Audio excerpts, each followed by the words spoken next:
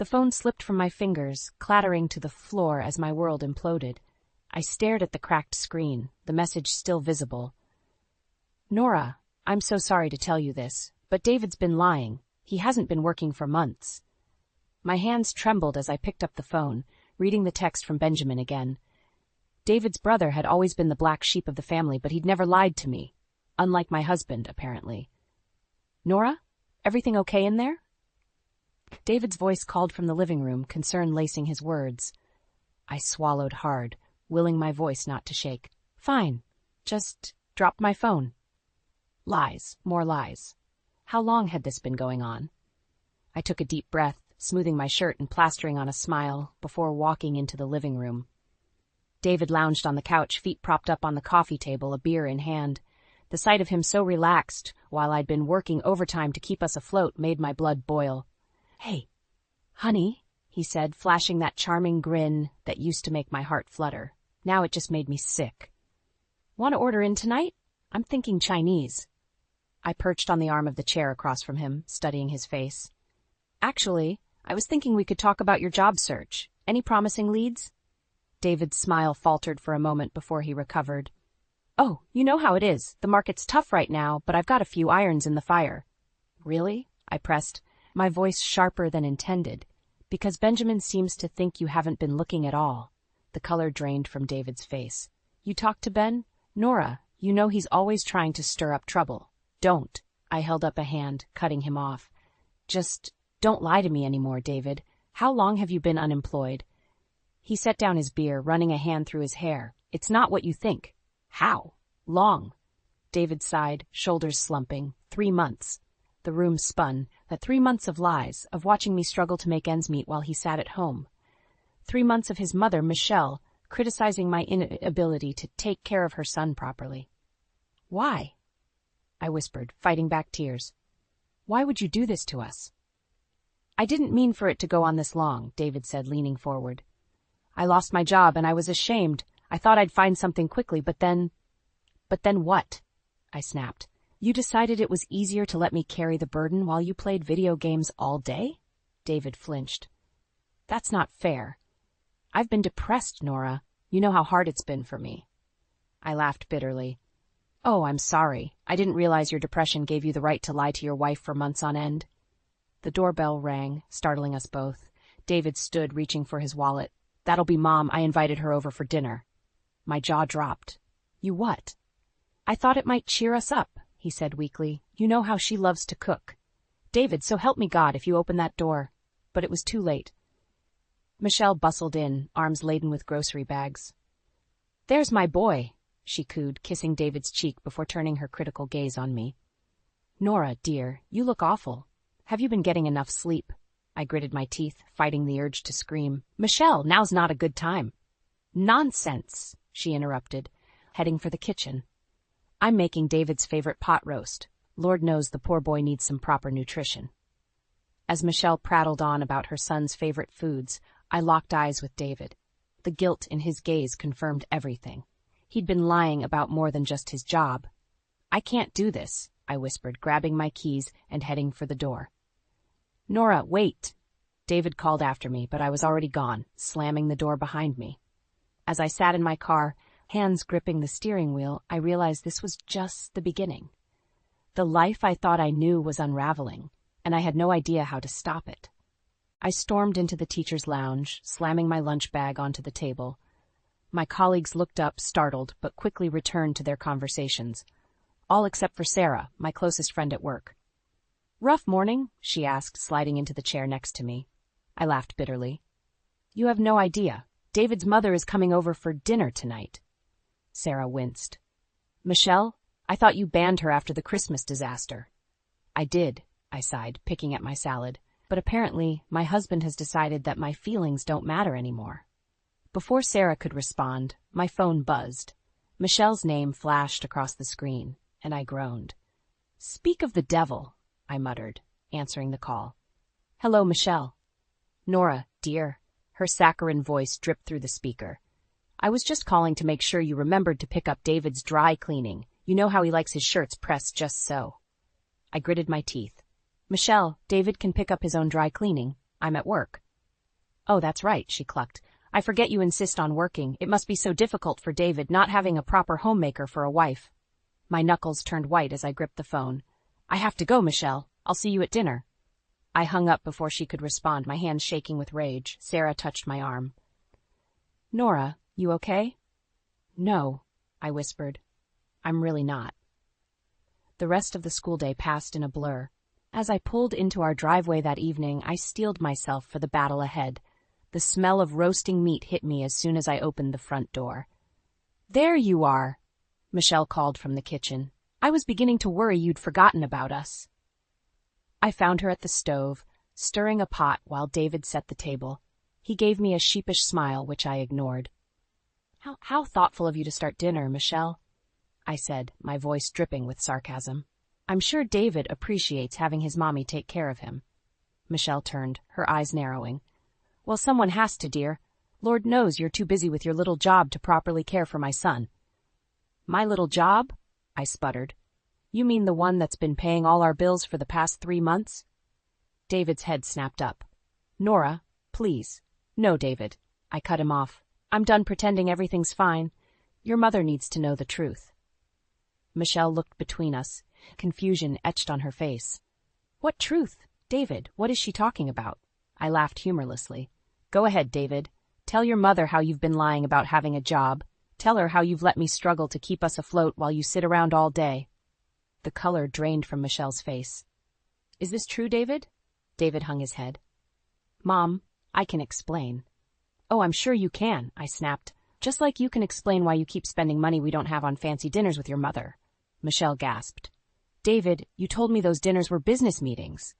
They were, David protested weakly. Sort of. I was networking. I shook my head in disbelief. Networking? Is that what you call drinking expensive wine and complaining about your horrible wife? Michelle bristled. Now, see here, Nora. I won't have you speaking to my son that way. If you were a better wife, perhaps he wouldn't be in this situation. Something inside me snapped. Get out, I said, my voice low and dangerous. Excuse me, Michelle sputtered. I said, get out, I shouted, pointing at the door. Both of you. I can't do this anymore. David reached for me. Nora, please, let's talk about this. I jerked away from his touch. There's nothing left to say, David. I want you and your mother out of this house. Now.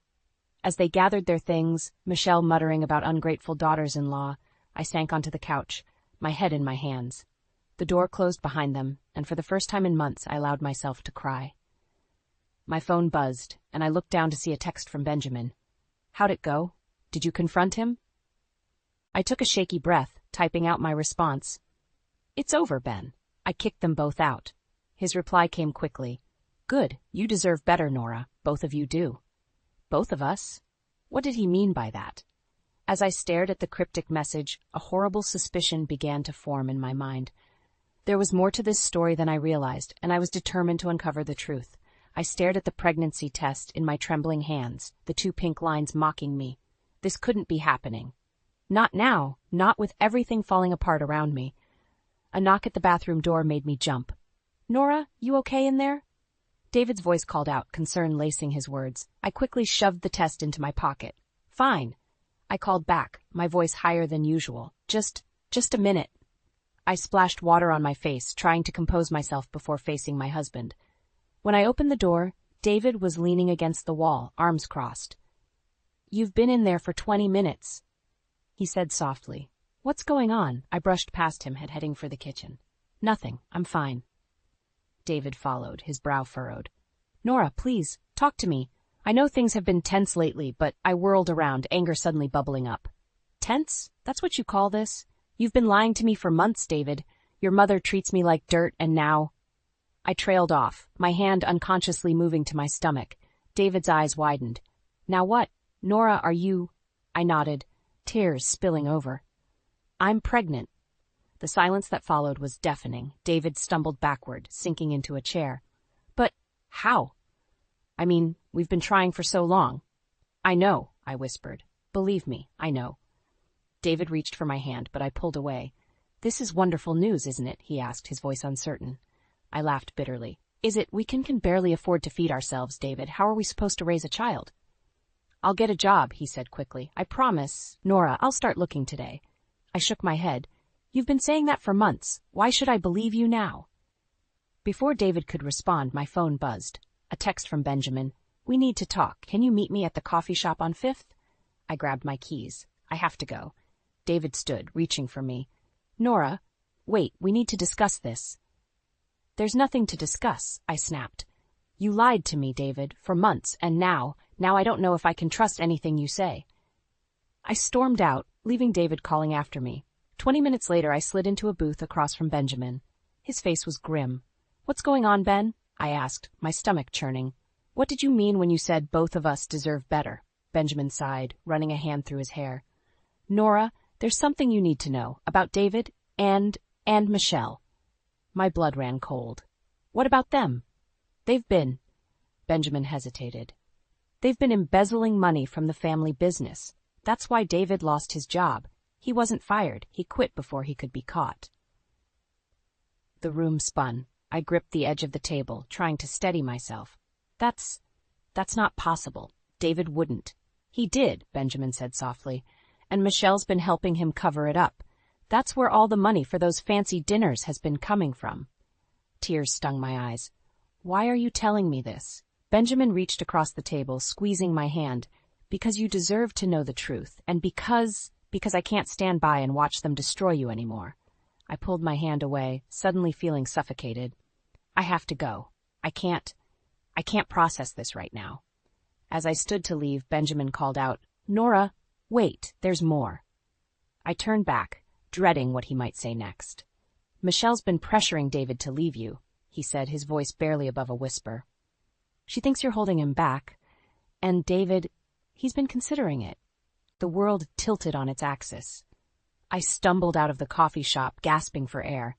My phone buzzed incessantly. Texts from David asking where I was, if I was okay. But all I could think about was the life growing inside me, and the web of lies that surrounded us. How could I bring a child into this mess? As I sat in my car, hands gripping the steering wheel, I made a decision. It was time to take control of my life, with or without David. And the first step was facing the truth, no matter how painful it might be. I stood in the doorway of our bedroom watching David adjust his tie in the mirror. The sight of him dressing up made my stomach churn. Another networking dinner? I asked, my voice dripping with sarcasm. David's eyes met mine in the reflection. Nora, please, not now. Then when, David? I snapped, stepping into the room. When are we going to talk about the fact that you're spending money we don't have on fancy dinners while I'm working overtime to keep us afloat? He turned to face me, his expression a mix of guilt and defiance. I told you, these dinners are important. I'm making connections, trying to find a new job. I laughed bitterly. Right? And I suppose your mother's presence at every single one of these networking events is just a coincidence? David's jaw clenched. Mom knows people. She's helping me. Helping you what? Spend our savings? I pulled out my phone, pulling up our bank statement. Look at this, David. Look at what you've spent in the last month alone. His eyes widened as he scrolled through the list of charges. Expensive restaurants, high-end clothing stores, even a spa day, all while I'd been buying generic brands and skipping lunch to save money. I didn't realize, he mumbled. Didn't realize. I snatched the phone back. How could you not realize? We're barely making ends meet, and you're living it up with your mother like nothing's wrong. David ran a hand through his hair, his composure cracking. You don't understand. She's been helping me through this. She understands what I'm going through. And I don't? I felt tears stinging my eyes. I'm your wife, David. I'm the one who's supposed to be supporting you, not your mother. He looked away, unable to meet my gaze. It's different with Mom. She doesn't judge me. The words hit me like a slap. And I do? Is that what you think? Before he could answer, his phone buzzed. He glanced at it, then back at me. I have to go. Mom's waiting. Something inside me snapped. I grabbed his phone, ignoring his protests, and dialed Michelle's number. David, darling, where are you? Her saccharine voice answered. The maitre d' is getting impatient. He's not coming, Michelle, I said, my voice ice cold. There was a pause. Nora, what's the meaning of this? The meaning is that your son is unemployed. We're drowning in debt, and you're enabling his reckless behavior, I spat. No more fancy dinners, no more shopping sprees, it stops now. I hung up before she could respond, tossing the phone back to a stunned David. Nora, he whispered, what have you done? What you should have done months ago, I replied. I'm taking control of our finances, starting now. David's face darkened. You had no right to do that. Mom was just trying to help. Help? I laughed incredulously. David, open your eyes. She's not helping, she's destroying us. He shook his head, grabbing his keys. I can't deal with this right now. I'm leaving. As he stormed out, I called after him. If you walk out that door, don't bother coming back. The slam of the front door was his only response. I sank onto the bed, my hand unconsciously moving to my still flat stomach. The baby. In all the chaos, I'd almost forgotten. My phone buzzed with a text from Benjamin. How are you holding up? Have you told David about the embezzlement yet? I stared at the message, my mind reeling. The embezzlement, the baby, David's betrayal. It was all too much. With shaking hands, I dialed a number I never thought I'd need to use. Amelia and Albert Cohen's residence, my mother's warm voice answered. Mom, I choked out, tears finally spilling over. I need help. There was a pause, then her voice filled with concern. Nora, sweetheart, what's wrong? I took a deep breath, steeling myself for what came next. Everything, Mom. Everything's wrong. Can I come home? As I waited for her response, I knew one thing for certain. My life was about to change dramatically, and there was no going back.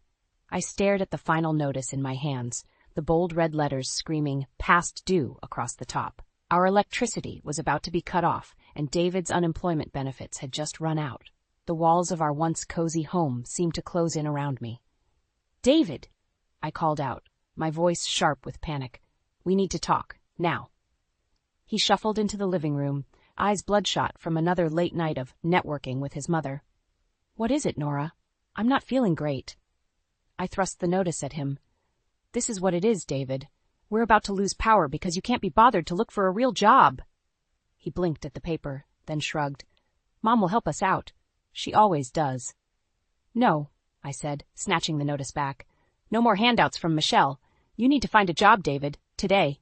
He scoffed, flopping onto the couch. It's not that easy, Nora. The job market is tough right now. The job market is always tough for people who don't bother looking, I snapped. I've been carrying us for months, David. Months. And now with the baby coming. The baby, he interrupted, sitting up straighter. That's right. Maybe we should reconsider. I froze, my hand instinctively moving to my stomach. Reconsider what? David couldn't meet my eyes. Well, you know, given our financial situation, maybe now isn't the best time for a baby. The room spun. I gripped the back of a chair to steady myself. Are you suggesting what I think you're suggesting? He shrugged, still not looking at me. It's just something to think about. Mom agrees that. Your mother knows. I cut him off, my voice rising. You told your mother about our baby before we even decided what we're doing? David finally looked up, his expression defensive. She's family, Nora. She has a right to know. I'm your wife, I shouted, tears stinging my eyes. This is our decision, not hers. Just then my phone buzzed, a text from Benjamin. Nora, we need to talk. It's about the company finances. David's in deeper than you know. I looked from the phone to my husband, who was now pacing the room, muttering about how I never understood him. In that moment, something inside me hardened. David, I said, my voice eerily calm, I need you to tell me the truth. Right now. What really happened with your job? He stopped pacing, his face paling. What do you mean? I mean, I said, stepping closer, that I know about the embezzlement. I know you weren't fired. You quit before you could be caught. David's mouth opened and closed like a fish out of water. How did you? It doesn't matter, I cut him off. What matters is that you've been lying to me, about everything, and now you want me to give up our baby because you can't face the consequences of your actions? He reached for me, his eyes pleading. Nora, please, you don't understand. Mom and I, we had a plan. We were going to fix everything. I jerked away from his touch. Fix it how, David? By spending money we don't have? By lying to me at every turn? I did it for us, he shouted, his composure finally cracking. For our future. I laughed bitterly. Our future? There is no hour anymore, David. Not after this. I grabbed my keys and headed for the door. David called after me. Where are you going? I turned back, my hand on the doorknob. To see your brother, and then to a lawyer. This marriage is over, David. As I slammed the door behind me, I heard David's anguished cry. But for the first time in months, I felt a sense of clarity. The road ahead would be hard, but I knew what I had to do. For myself and for my baby, I had to break free from David's web of lies, no matter the cost. I stumbled through the front door, exhausted from another long day of teaching. The house was eerily quiet, and a sense of dread washed over me. Something was off. "David?" I called out, my voice echoing through the empty rooms. As I rounded the corner into the living room, I froze. There, sitting on our couch like she owned the place, was Michelle, and beside her, looking sheepish, was David. "What's going on?" I asked, my voice tight with suspicion. David stood, wringing his hands. "Nora, honey, we need to talk," Michelle chimed in, her saccharine voice grating on my nerves. "It's about Harold, dear. He's passed away." I blinked, trying to process the information. "David's father dead?" I'm so sorry," I managed to say. "When did this happen?" 2 days ago, David replied, not meeting my eyes. "The funeral's tomorrow." My mind reeled. 2 days. Why was I just hearing about this now? Before I could voice my confusion, Michelle spoke again. "The thing is, dear," she said, her eyes glinting with something that made my skin crawl, "I can't bear the thought of living alone in that big house. So, David and I have decided... We've decided that Mom should come live with us." David finished, his words hitting me like a physical blow. The room spun. I gripped the doorframe to steady myself. "You..." "What?" David stepped towards me, his hands outstretched. "It's just temporary, Nora, until Mom gets back on her feet."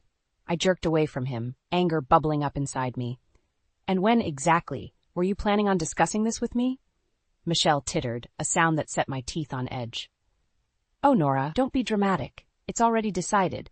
I'll be moving in tomorrow after the funeral." Something inside me snapped. "Like hell you will," I snarled, rounding on David. "How dare you make this decision without me? This is my home, too." David's face hardened. "Mom needs us, Nora. I thought you'd understand that." "Understand?" I laughed bitterly. "Understand what, David? That you've once again put your mother's needs above our marriage, above our child?" Michelle gasped, her hand flying to her chest. "Child? David, you didn't tell me?" "Because it's none of your business," I shouted, beyond caring about propriety. "Just like it's none of your business where you live. You are not moving in here, Michelle." End of discussion. David grabbed my arm, his grip tight. "Nora, that's enough. Mom's staying, and that's final." I wrenched my arm free, fury coursing through me. "No, David, what's final is this marriage. I'm done." The room fell silent. Michelle's mouth hung open in shock, while David stared at me, his face a mix of anger and disbelief. "You don't mean that," he whispered. "I do," I replied, my voice steady despite the trembling in my hands. "I'm tired of being second best, David. I'm tired of your lies, your manipulations, and your complete disregard for my feelings." I turned to Michelle, who was now smirking triumphantly. "And you," I spat, "you can have him. You've always wanted to be the most important woman in his life. Congratulations, you've won." With that, I stormed out of the room, heading straight for our bedroom. I could hear David calling after me, but I ignored him as I began throwing clothes into a suitcase. As I zipped up the bag, David appeared in the doorway. "Nora, please," he begged. "Don't do this. We can work it out." I shouldered past him, pausing only to slip off my wedding ring. I placed it on the dresser, the soft clink seeming to echo in the tense silence. "There's nothing left to work out, David," I said, my voice barely above a whisper. "It's over." As I walked out the front door, I could hear Michelle consoling David, her voice sickly sweet. "Don't worry, darling. She'll come to her senses." But as I climbed into my car, tears finally spilling down my cheeks, I knew there was no going back. The life I had known was over, and it was time to face an uncertain future. Alone, but finally free. My hands shook as I gripped the manila envelope containing the divorce papers. After weeks of agonizing and late-night consultations with my lawyer, it was finally time. I took a deep breath and knocked on the door of what used to be my home. David answered, his eyes widening at the sight of me. "Nora, what are you doing here?" I thrust the envelope at him. "It's over, David. I want a divorce." He stared at the papers, his face paling. "You can't be serious. Nora, please, let's talk about this." "There's nothing left to talk about," I said, my voice steadier than I felt. "I've given you chance after chance. I'm done." Michelle's voice called from inside. David? Who's at the door? I tensed as she appeared behind him, her eyes narrowing when she saw me. Oh, it's you. Come to beg for forgiveness, have you?